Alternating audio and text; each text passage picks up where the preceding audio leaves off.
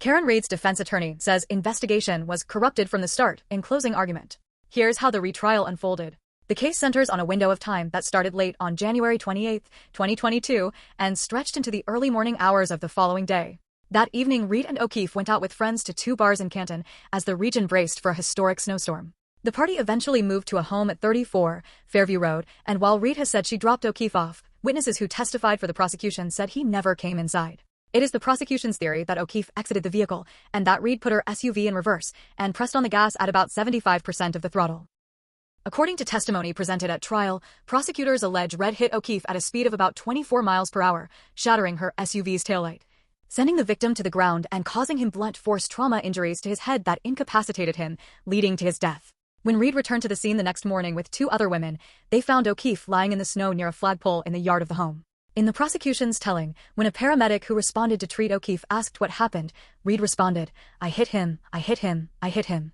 And it was at that time, through the words of the defendant, that she admitted what she had done that night. Special Prosecutor Hank Brennan said, in his opening statement, that she hit John O'Keefe. Reed's attorneys rejected this theory, arguing no collision occurred.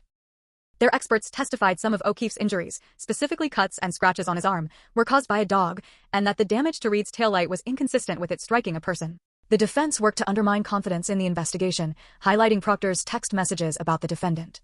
Proctor was never called to testify. On Friday, Jackson pointed to Brian Higgins, who had exchanged flirtatious text messages with Reed prior to the night in question, according to evidence presented at trial. Jackson tried to suggest Higgins, who was part of the group that got together on January 28, 2022, had the motive to attack O'Keefe, but was never looked at as a suspect.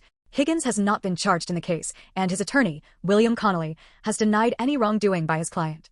The idea that Brian Higgins, a former firefighter, combat veteran, decorated federal agent, tactical medic, and emergency medical technician who has dedicated his life to service over self, participated in the murder of John O'Keefe is absurd, he told CNN in a statement.